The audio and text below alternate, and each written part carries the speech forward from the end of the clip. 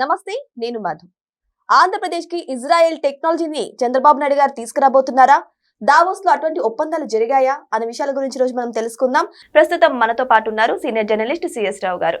వారిని అడిగి మరిన్ని విషయాలను తెలుసుకుందాం. నమస్కారం సార్. ఆంధ్రప్రదేశ్ కి ఇజ్రాయెల్ టెక్నాలజీని తీసుకురాబోతున్నారు బాబు గారు అని కొన్ని వార్తలు అయితే వైరల్ అవుతున్నాయి. మరి దావోస్ నిజంగా అటువంటి వాటిపైన ఒప్పందాలు జరిగాయంటారా?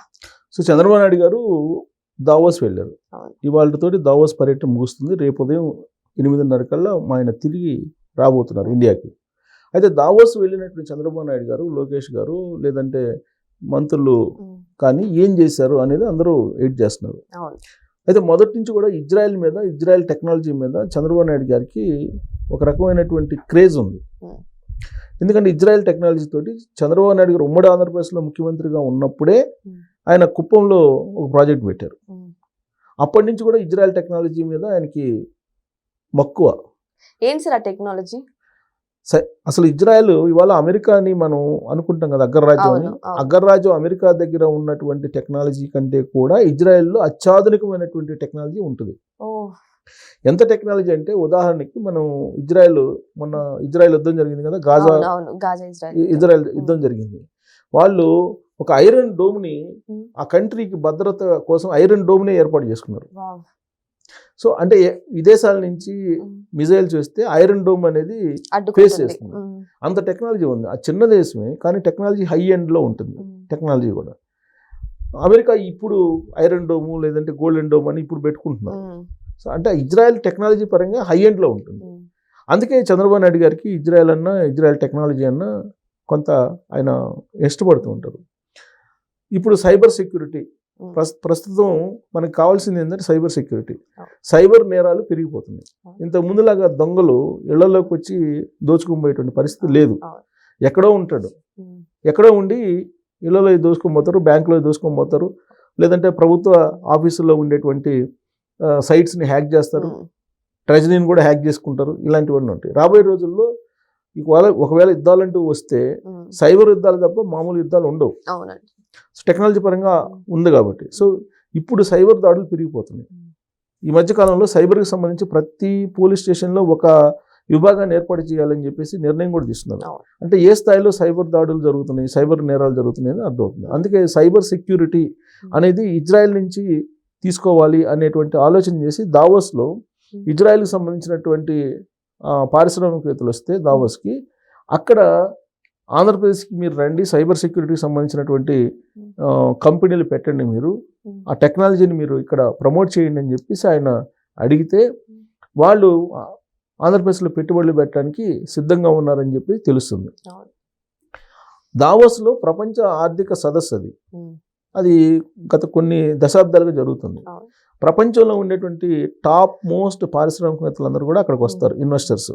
అందుకే అన్ని దేశాలు అక్కడికి వస్తాయి. అన్ని రాష్ట్రాలకు సంబంధించిన ముఖ్యమంత్రులు వస్తారు, అన్ని దేశాలకు సంబంధించిన ప్రధానమంత్రులు కానీ అధ్యక్షులు కానీ అందరూ వస్తారు. యాక్చువల్గా అమెరికా అధ్యక్షుడు ట్రంప్ కూడా వచ్చారు కదా, నిన్న మాట్లాడారు దావోస్లో. సో దావోస్ అనేది ఒక ఆయా దేశాలకి ఆర్థిక పరిపుష్టి కల్పించడానికి ఒక వేదిక. అది అందిపుచ్చుకున్నటువంటి వాళ్ళు ముందుకు వెళ్తుంటారు అభివృద్ధి దిశగా, లేదంటే ఆర్థిక అభివృద్ధి దిశగా ఆ రాష్ట్రాలని లేదా దేశాలని ముందుకు తీసుకెళ్తుంటారు. ఇప్పుడు చంద్రబాబు నాయుడు గారు కూడా దావోస్కి వెళ్ళారు. దావోస్ మ్యాన్ అంటున్నారు ఆయన ఇప్పుడు. ఎందుకనంటే ఇప్పుడు కొత్తగా వెళ్ళటం కదా ఆయన. ఉమ్మడి ఆంధ్రప్రదేశ్లో ముఖ్యమంత్రిగా ఉన్నప్పుడే ఆయన దావోస్ సదస్సులకి వెళ్ళి మైక్రోసాఫ్ట్ లాంటి కంపెనీలను తీసుకొచ్చారు, గూగుల్ లాంటి కంపెనీలని తీసుకొచ్చారు. ఇవన్నీ చాలా చేశారు ఆయన. హైటెక్ సిటీని నిర్మించారు, హైటెక్ సిటీని పరిచయం చేశారు, అందరికి టెక్నాలజీని పరిచయం చేసి ప్రపంచంలో టెక్నాలజీ అనేది రూల్ చేయబోతుంది రాబోయే రోజుల్లో అనేది 25 సంవత్సరాల క్రితం ఆయన గ్రహించి ఆయన ఇంజనీరింగ్ కాలేజీలను పెంచి ఐటీని ప్రమోట్ చేసి ఉపాధి అవకాశాలు కల్పించారు. ఇవాళ ఆయన 25 సంవత్సరాల క్రితం చేసినటువంటి ఎఫర్ట్ ఏదైతే ఉందో ఆ ఎఫర్ట్ కారణంగా ఇవాళ మన ప్రపంచంలో ముందున్నాం ఏ దేశంలోకి వెళ్ళినా కానీ. అది సరే, విమర్శించేటువంటి వాళ్ళు విమర్శిస్తూ ఉంటారు. ఆయనే చేశాడా, జనార్దన్ రెడ్డి చేయలేదా, లేదంటే రాజశేఖర రెడ్డి గారు చేయలేదా, ఇవన్నీ అంటుంటారు. చేశారు, ఎవరికి తోచిన విధంగా వాళ్ళు చేశారు, చేయలేదంటలేదు. కాబట్టి చంద్రబాబు నాయుడు గారు ఎన్ని విమర్శలు చేసినా కానీ ఆయన అదే పనిగా ఐటీని ప్రమోట్ చేశారు. ఇప్పుడు ఏ విధంగా అయితే ఆంధ్రప్రదేశ్లో క్వాంటమ్ టెక్నాలజీ అనే దాన్ని ప్రమోట్ చేస్తున్నారో, ఏ విధంగా అయితే ఆర్టిఫిషియల్ ఇంటెలిజెన్స్ని ప్రమోట్ చేస్తున్నారో, ఆ తరహాలో అప్పట్లో ఐటీని ప్రమోట్ చేశారు. ఆయన ఐటీ గురించి మాట్లాడుతుంటే కంప్యూటర్ కూడి పెడతాయని చెప్పేసి ఆయన విమర్శించారు. అవును. ప్రపంచ జీతగాడని చెప్పి విమర్శించారు. రకరకాల విమర్శలు చేశారు. కానీ ఎన్ని విమర్శలు చేసినా కానీ ఆయన అనుకున్నది చేశారు. దాని ఫలితం ఇప్పుడు అనుభవించేటువంటి వాళ్ళు అనుభవిస్తూ ఉన్నారు దాని ఫలితాలని. అలాగే ఆంధ్రప్రదేశ్లో క్వాంటమ్ వ్యాలీ వస్తుందండి. సిలికాన్ వ్యాలీ ఏ విధంగా అయితే ప్రపంచం మొత్తానికి అమెరికాలో కనిపిస్తూ ఉందో, రాబోయేటువంటి రోజుల్లో క్వాంటమ్ వ్యాలీ అనేది కనిపించాలి అమరావతిలో అని చెప్పి క్వాంటమ్ వ్యాలీని ఇక్కడ డిజైన్ చేశారు. ఆ బాధ్యతలను ఎల్ఎన్టీ, ఐబిఎం, అలాగే టీసీఎస్కి అప్పచెప్పారు. అవి చూస్తున్నారు. ఇప్పుడు రతన్ టాటా ఇన్నోవేషన్ హబ్ అని చెప్పేసి అక్కడ ఉంది. ఈ రతన్ టాటా ఇన్నోవేషన్ హబ్ ద్వారా స్టార్టప్ కంపెనీలను ఎంకరేజ్ చేయడానికి ఆయన ప్రయత్నం చేస్తున్నారు. అదే విషయాన్ని దావోస్లో ఆయన చెప్పారు. ఆ రతన్ టాటా ఇన్నోవేషన్ హబ్ ఆధ్వర్యంలో మీరు పెట్టుబడులు పెట్టండి, ఇక్కడ సైబర్ సెక్యూరిటీకి సంబంధించినటువంటి టెక్నాలజీని మీరు డెవలప్ చేయండి అని చెప్పేసి ఇజ్రాయెల్కి సంబంధించినటువంటి ప్రతినిధులను ఆయన కోరితే పాజిటివ్గా వాళ్ళు రెస్పాండ్ అయ్యారు. సో ఆ ఫండ్స్ కూడా వచ్చే అవకాశం ఉంది. అలాగే అనేక రకాల కంపెనీలు అక్కడ ఉన్నాయి. ఆ కంపెనీల ప్రతినిధులతో కూడా సమావేశం అయ్యారు. మైక్రోసాఫ్ట్ కూడా రాబోతుంది అని చెప్పి అంటున్నారు. క్యాప్జెమినీ కూడా రాబోతుందని కొన్ని టాక్స్ కూడా వస్తున్నాయి. క్యాప్జెమినీ అంటే మైక్రోసాఫ్ట్ వస్తే క్యాప్జెమినీ ఆటోమేటిక్ వస్తుందిగా. ఇప్పుడు వాళ్ళు టీసీఎస్ వచ్చింది, మల్టీనేషనల్ కంపెనీలన్నీ కూడా వస్తున్నాయి. ఇప్పుడు ఎప్పుడైతే గూగుల్ ఏఐ డేటా సెంటర్ ఎప్పుడైతే అనౌన్స్ అయిందో 1,60,000 కోట్లతోటి, ఆ రోజు నుంచే మీకు మొత్తం ఎకో సిస్టమ్ మారిపోతుంది. ఒక లీడింగ్ కంపెనీ, మీకు టెక్నాలజీలో లీడింగ్ కంపెనీ, దిగ్గజం అది. ఆ కంపెనీ అక్కడికి వస్తుందంటే ఆటోమేటిక్గా మిగతా కంపెనీలు కూడా అక్కడికి వస్తాయి. ఎకో సిస్టమ్ మారిపోతుంది. అదే చెప్పారు చంద్రబాబు గారు, ఎకో సిస్టమ్ మారిపోతుందని చెప్పి. ఇప్పుడు దాన్ని కూడా గోడౌన్ అన్నటువంటి వాళ్ళు ఉన్నారు కదా. ఇప్పుడు ఆ రోజున చంద్రబాబు నాయుడు గారు ఐటీని ప్రమోట్ చేస్తే ఏ విధంగా అయితే ఆయన్ని కిడ్డింగ్ చేస్తూ మాట్లాడారో, ఇప్పుడు మాట్లాడే వాళ్ళు కూడా ఉన్నారు. కానీ వాస్తవం అది కాదు కదా. రాబోయే రోజులు ఇప్పటి వరకు మనం కంప్యూటర్స్ చూసాం, కానీ రాబోయే రోజుల్లో మనం క్వాంటమ్ కంప్యూటర్స్ చూస్తాం. ఏంటి ఆ క్వాంటమ్ కంప్యూటర్స్ అనేది తెలియకపోవచ్చు చాలా మందికి. తెలియనటువంటి వాళ్ళు విమర్శిస్తారు. ఇప్పుడు వరకు మనం సాధారణమైన కంప్యూటర్లో చూసాం. కొన్ని సెకండ్స్లో మన డేటా అనాలిసిస్ చేసేటప్పుడు మనం ఇప్పుడు ఏదన్నా డేటా అనాలిసిస్ మనం అడిగామనుకోండి కంప్యూటర్ని, కొన్ని సెకండ్స్ టైం తీసుకుంటుంది. ఆ కొన్ని సెకండ్స్ టైంలోనే కొన్ని $1,000,000 సంబంధించినటువంటి వ్యత్యాసం వస్తుందంట, నష్టం. అంటే మీకు ఎంత స్పీడ్గా చేస్తే అంత లాభం పొందొచ్చు. కొన్ని సెకండ్స్లోనే కొన్ని $1,000,000 తేడా వస్తుందంట. అది క్వాంటమ్ కంప్యూటర్ కనుక మనం వాడటం మొదలు పెడితే ఆ నష్టాన్ని పూడ్చుకొని లాభాల్లోకి వెళ్ళొచ్చు. అది ఇప్పుడు మనం చెప్పినా అర్థం కాదు చాలా మందికి అర్థం కాదు. నాకు కూడా అర్థం కాదు పూర్తి స్థాయిలో. కాబట్టి మనకు తెలిసినంత వరకు చెప్తున్నాం. సో చంద్రబాబు నాయుడు గారు క్వాంటమ్ కంప్యూటర్స్ని, క్వాంటమ్ వ్యాలీగా అమరావతిని ఎందుకు చేయాలనుకుంటున్నారు? రాబోయేటువంటి రోజుల్లో ఆర్టిఫిషియల్ ఇంటెలిజెన్స్ ఎందుకు ప్రమోట్ చేయాలనుకుంటున్నారు? మొత్తం యుగం అంతా ఆర్టిఫిషియల్ ఇంటెలిజెన్స్ యుగమే నడుస్తుంది. దాంట్లో స్పీడ్గా ఉండేటువంటి కంప్యూటర్స్ కావాలి, ఆర్టిఫిషియల్ ఇంటెలిజెన్స్ కంప్యూటర్స్ కావాలి, అదే క్వాంటమ్ కంప్యూటర్స్ కావాలి ఆర్టిఫిషియల్ ఇంటెలిజెన్స్కి. అంటే డేటా విత్ ఇన్ సెకండ్స్, కన్ను మూసి కన్ను తెరిసే లోపల మొత్తం డేటా మీకు ఏది కావాలో అది ప్రత్యక్షం అవుతుంది. సో కాబట్టి అది అలాంటి టెక్నాలజీతో పాటు సైబర్ సెక్యూరిటీ, దాని సెక్యూరిటీ అయితే కావాలిగా. అందుకే ఇజ్రాయెల్ని ఆహ్వానిస్తున్నారు. ఇజ్రాయెల్నే కాదు, అనేక దేశాల నుండి పారిశ్రామికవేత్తలను ఆహ్వానిస్తున్నారు. గ్రీన్ ఎనర్జీ, ఆయన ప్రధానంగా గ్రీన్ ఎనర్జీ అని చెప్తున్నారు కదా. అలాగే ఓడరేవులు, మౌలిక వసతులు, ప్రతి 50 కిలోమీటర్లకు ఒక ఓడరేవు కట్టాలనే ప్రయత్నం చేస్తున్నారు. ఇప్పుడు రోడ్లు కనెక్టివిటీ, రైలు కనెక్టివిటీ, ఎయిర్ కనెక్టివిటీ, జల రవాణాన్ని బాగా ప్రోత్సహిస్తున్నారు.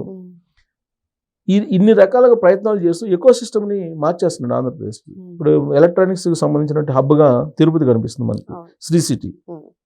అలాగే గూగుల్ ఆల్రెడీ వచ్చేస్తుంది.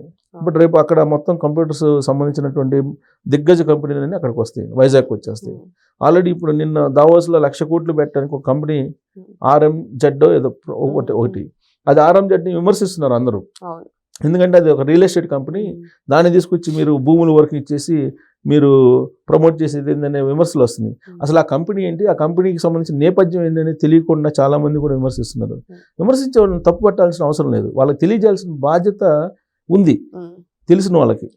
ఇప్పుడు RMZ అనే కంపెనీ ఏంటి, ఇప్పుడు ఏదైతే మల్టీనేషనల్ కంపెనీలు ఉన్నాయో, గూగుల్ కానీ లేదా మైక్రోసాఫ్ట్ కానీ, యాపిల్ కానీ, ఇలాంటి కంపెనీలు ఉన్నాయి కదా, వాళ్ళు వచ్చి డైరెక్ట్గా వచ్చి ఆఫీసులు కట్టుకోరు. RMZ అనేటువంటి top most real estate company ఉందా, నిర్మాణ సంస్థ కానీ రియల్ ఎస్టేట్ కంపెనీ, వాళ్ళకి తగిన విధంగా వీళ్ళు కడతారు, ఇన్ఫ్రాస్ట్రక్చర్ డెవలప్ చేస్తారు. ఓకే.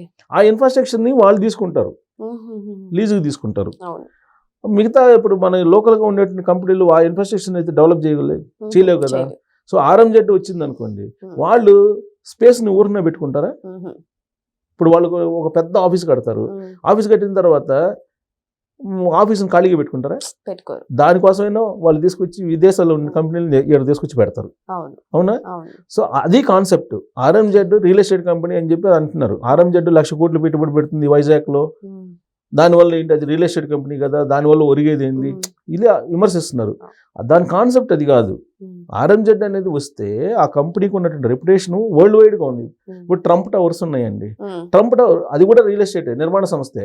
మరి ట్రంప్ టవర్స్ రావాలని ఎందుకు కోరుకుంటున్నారు? హైదరాబాద్ లో ట్రంప్ టవర్స్ రావాలని తెలంగాణ ప్రభుత్వం ఎందుకు ఆరాటపడుతుంది? అది ఒక ఎకోసిస్టమ్ మార్చేస్తుంది. ఒక ట్రంప్ టవర్స్ అనేది ఒక నిర్మాణ సంస్థ వస్తే ఇక్కడ ఉండేటువంటి స్టేటస్ మారిపోతుంది. అలానే RMZ అనేది వస్తే వాళ్ళు కన్స్ట్రక్షన్ చేస్తారు. పెద్ద కన్స్ట్రక్షన్ చేసిన తర్వాత ఆ బిల్డింగ్లు ఎవరో లీజుకి అయితే ఇచ్చుకోవాలి కదా. లీజుకి ఇచ్చుకునేటువంటి క్రమంలో గ్లోబల్గా ఉండేటువంటి కంపెనీలతో వాళ్ళకి టైఅప్ ఉంటుంది. ఆ కంపెనీలు ఏడుకొస్తాయి. ఆ కంపెనీలు ఏడుకొస్తే ఆటోమేటిక్గా జాబ్స్ వస్తాయి. ఇది కాన్సెప్ట్. అదే రియల్ ఎస్టేట్ కంపెనీ నిర్మాణ సంస్థ దానికి ఎందుకు మనం ఇచ్చేది అనేటువంటి కాన్సెప్ట్లో కొంతమంది విమర్శిస్తున్నారు. సరే, ఎన్ని విమర్శలు వచ్చినా దానికి సమాధానం చెప్పేవాళ్ళు చెప్తారు, అది వేరే విషయం. అయితే దావోస్ వెళ్ళినటువంటి చంద్రబాబు గారు కానీ, లోకేష్ గారు కానీ, లేదా భరత్ మంత్రులు కానీ, లేదంటే రామ్మోహన్ నాయుడు కానీ, వీళ్ళందరూ కూడా ఏరోస్పేస్ దగ్గర నుంచి ఓడరేవుల దాకా ఎక్కడ పెట్టుబడులు పెట్టచ్చు అనేది క్లియర్గా వాళ్ళకి అర్థం చెప్పారు, ఎక్స్ప్లెయిన్ చేశారు. సో పెట్టుబడులు వస్తాయి. 23 కోట్ల రూపాయల పెట్టుబడులు తీసుకురావడానికి ప్లాన్ చేశారు. 23 లక్షలు. ఈ 23 కోట్ల రూపాయలు 2029 నాటికి ఖచ్చితంగా లాంచ్ చేయాలి అనేది వాళ్ళ టార్గెట్. అది లాంచ్ అయితే 20 లక్షల ఉద్యోగాలు వచ్చేస్తాయి. లోకేష్ గారు అదే చెప్పారు. ఆయన యుగాలం పాదయాత్రలో 20 లక్షల ఉద్యోగాలు నేను కల్పిస్తానని చెప్పారు. సో ఆ టార్గెట్ రీచ్ కావడానికి ప్రయత్నం చేస్తున్నారు. చాలా వరకు సక్సెస్ అయ్యారు. ఇప్పటికే దాదాపు 7-8 లక్షల ఉద్యోగాలు క్రియేట్ అయినాయి అని చెప్తున్నారు. 14-15 నెలల పాటు ఈ ప్రభుత్వంలో దాదాపు 16-17 లక్షల కోట్ల రూపాయలు పెట్టుబడులకి మొత్తం క్లియర్ అయినాయి అని చెప్తున్నారు. స్పీడ్ ఆఫ్ డూయింగ్ బిజినెస్ చేస్తున్నారు వాళ్ళు. సో ఈ క్రమంలో కొంత ఒక స్పెషల్ అట్రాక్షన్గా ఆంధ్రప్రదేశ్ దావోస్లో కనిపించిందని చెప్పొచ్చు. ఒకవేళ కనుక చంద్రబాబు నాయుడు గారు విజ్ఞప్తి మేరకు ఇజ్రాయెల్కి సంబంధించినటువంటి సైబర్ సెక్యూరిటీకి సంబంధించిన కంపెనీలు కానీ ఇవన్నీ కనుక వస్తే మాత్రం ఖచ్చితంగా హై ఎండ్ లెవెల్లోనే ఉంటుంది. మరో ఇజ్రాయెల్ ఆంధ్రప్రదేశ్లో మనం చూడొచ్చు. ఎందుకంటే ఇవాళ ఫోన్ ట్యాపింగ్ కానీ వీటన్నిటికీ ఇజ్రాయెల్ పరికరాలు వాడేది. ఇప్పుడు ఫోన్ ట్యాపింగ్ కేసు నడుస్తుంది తెలంగాణలో. ఇవన్నీ ఇజ్రాయెల్ పరికరాలు తీసుకొచ్చే వాళ్ళు ఫోన్ ట్యాపింగ్ చేశారు. అంటే ఇజ్రాయెల్లో లభించినటువంటి టెక్నాలజీ ప్రపంచంలో ఎక్కడా లేదు. అలాంటి ఇజ్రాయెల్ కంపెనీ ఆంధ్రప్రదేశ్కి రావడానికి, ఇజ్రాయెల్ నుంచి కొన్ని కంపెనీలు రావడానికి ఈ దావోస్ పర్యటన ఉపయోగపడిందని చెప్పొచ్చు. Thank you.